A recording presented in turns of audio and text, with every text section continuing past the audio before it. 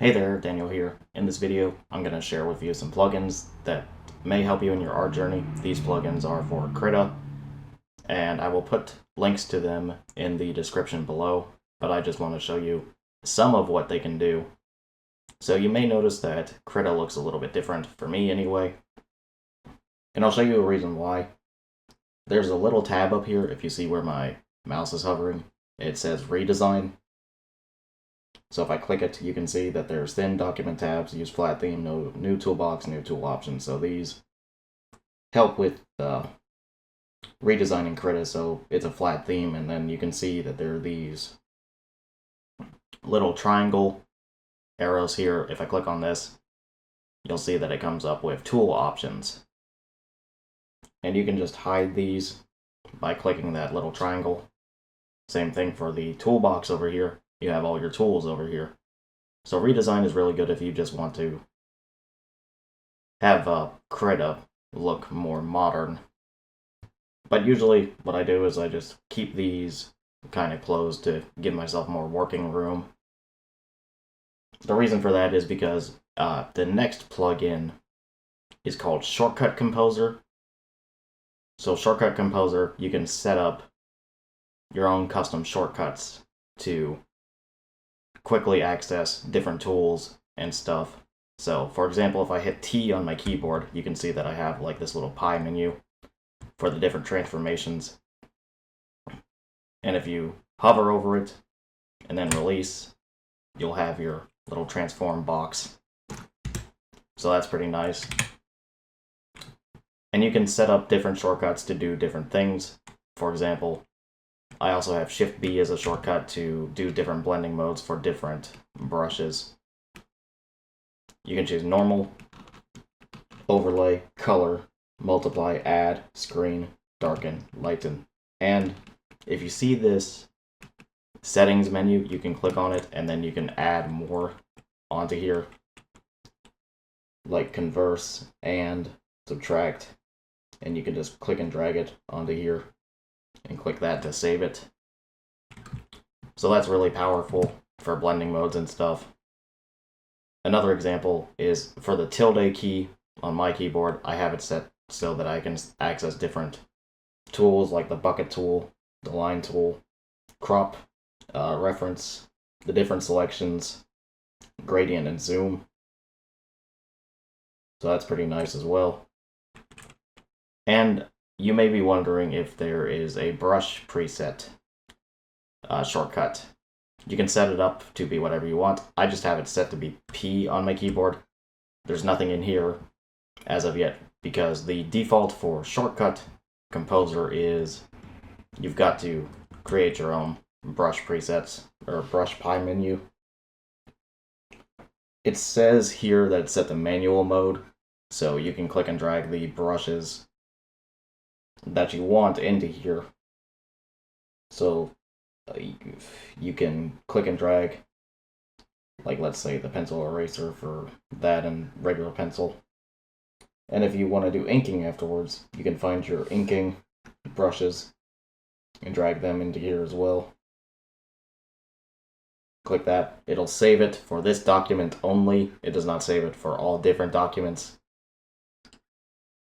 So now if I hit P on my keyboard and go to the basic pencil, I now have my basic pencil selected, and I can draw with it. There's also different shortcuts that are not pie menus. So, like let's say I draw on this layer, then I click at a new layer, and I'm going to pick a fine liner type of thing, and I'm going to draw in blue. I also have R set to check layer visibility. So if I hit R on my keyboard, it shows you which layer you're currently working on.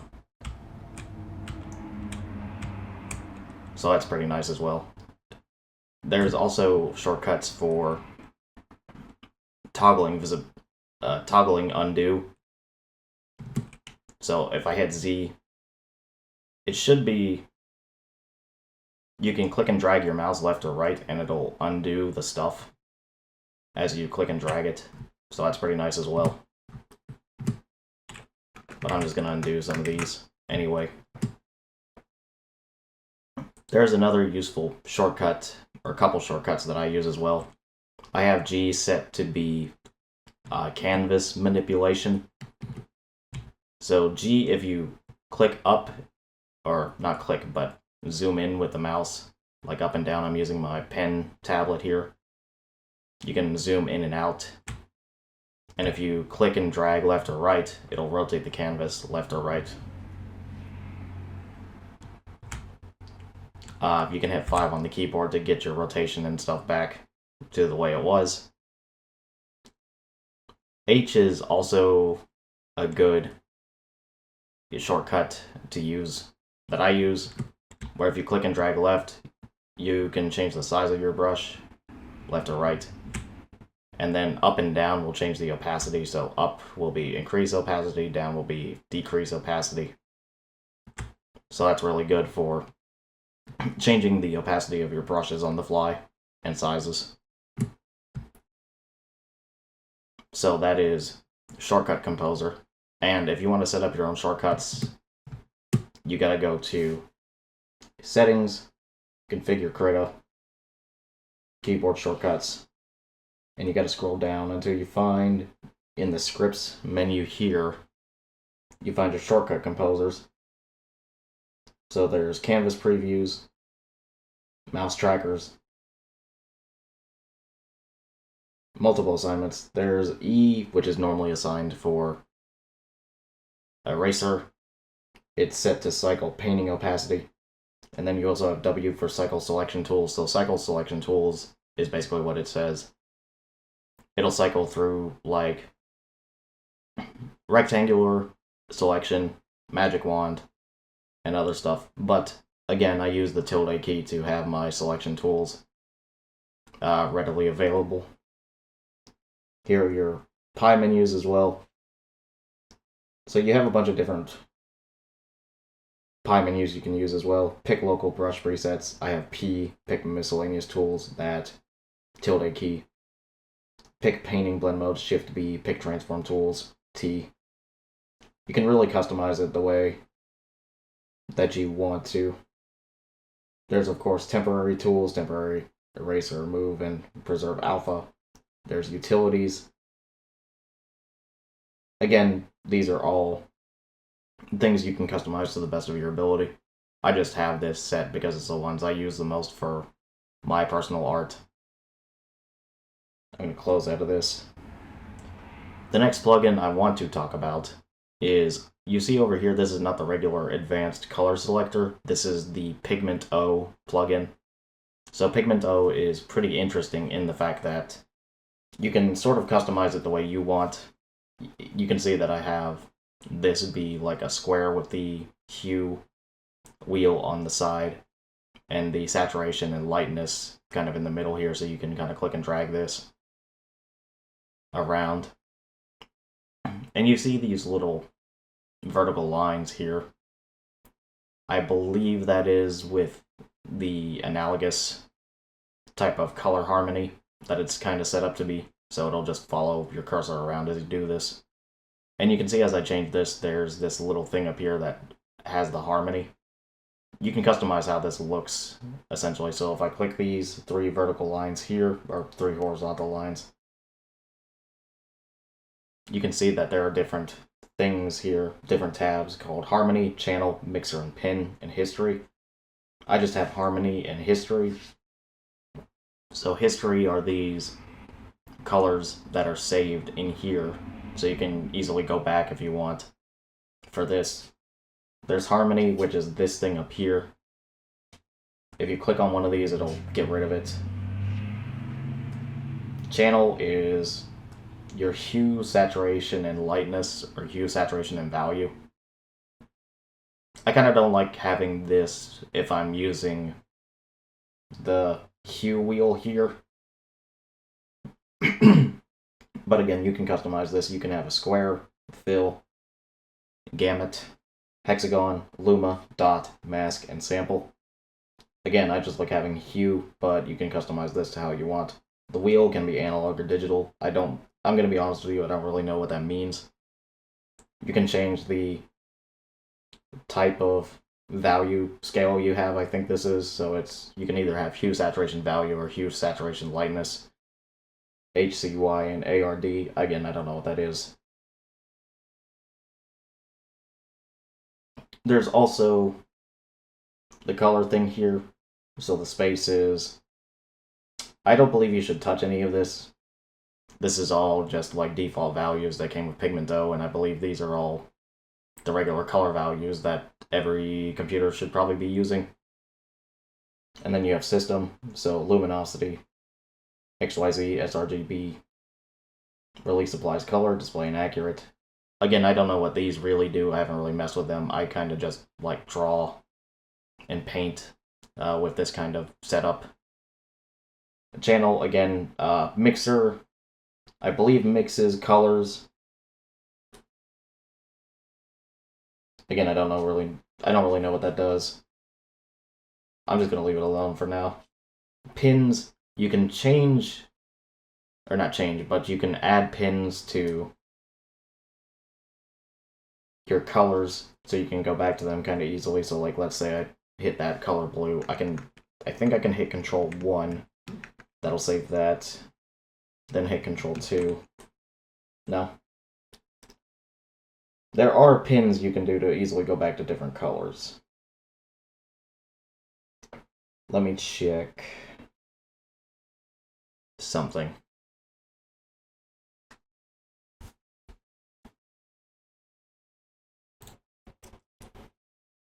I apologize, I thought I had read the documentation earlier that you could have shortcuts to do that, Control 1 and stuff. I think you can, but for my purposes, I'm going to show you how it kind of works just default. So you can see now I have these different pins on my color wheel, and there's this little pin tab down here. So what you can do is, if you hover your cursor over one of these colors, right click, you can hit apply, and it'll go back to that color. It's really useful to go back to previous colors that you were painting or drawing with, so that's nifty and handy. Of course, you can right click also and hit clean to get rid of certain colors. To pick your colors and save them, pick any color, go to this tab down here and hit save, and then you'll have your thing here, and then you just gotta hit apply if you want to reselect that color. So I'm going to pick like a white and then re-click apply, and then you can see I have that color back. So that's nifty. The next plugin I want to talk about is this little plugin down here called Palette Generator. So Palette Generator does what it says it does. It'll create a palette based on the parameters that you give it. So I have triadic selected here.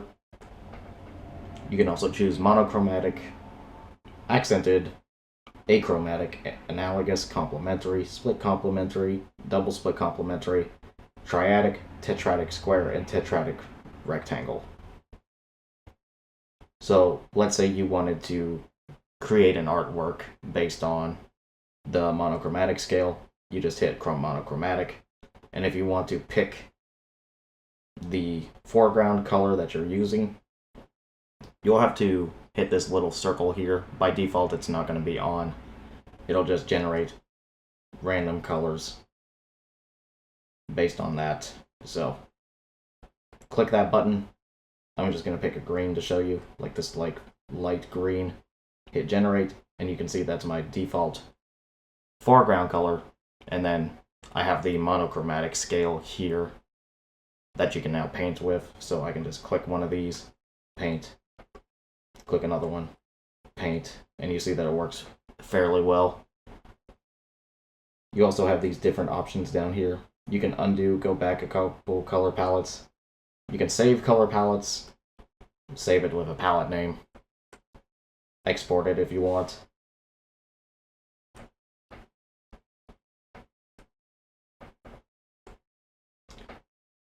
You can also click this little icon down here, and it'll show you the different values and different hex codes that you have for your selected colors or the colors that are out there. So might be useful to some web designers. Then you have your settings for the palette generator. So more high saturated color. So you've got your lower value range between 1 and 150. You can change this to get yourself lower values if you wanted. Then you have your higher ranges, 230 to 255. So these are how bright the colors are going to be. Or the more high saturated value color. So these are going to be more saturated, so these will generate values in between these. And then the only low value color, again, sort of the same thing, but with value. And then you can change your group color variance down here. So 70, you can make it go down or up. I usually just leave it at default 70. It seems to work pretty fine for my needs. The last plugin I want to show you is another one that I found that isn't going to help you in productivity in any way, but it's going to just give Krita more of a custom feel. I'm going to go up to Tools, Scripts, Theme Creator. So what this does is it allows you to create a custom theme for Krita. So Krita has a bunch of different themes that you can download, and I think you can download some online as well, but this allows you to create your own. You can see that there are all these options here. The one I mostly mess around with is the one that says selection background, I believe it is. Yeah, selection background. I don't know why that these little color pickers don't actually show you previews. Maybe my version's bugged, I don't know. But this will change how Krita looks. So if you look over here, like this is the blue color that I picked to make Krita more my own. So if I click on this, again, you can change your colors that you want. It'll update in real time, so I can make that green. You just gotta be careful with like super high saturated colors, because let's say I pick this brush, you can see that I can still see the brush preview with that blue I picked. But if I were to go into that color again and pick like a very saturated red, you can see that I can no longer see my brush preview. You need to like desaturate or decrease the value in it to be able to see the brush preview again. Then once you have your theme all set up the way you want it to, after you mess around with these, you can save it as a theme with the theme name, save theme, and then it'll ask you for a prompt to save your theme as. Now if I close this and go to settings, themes, you can see that I have my other custom theme, the dark theme orange here.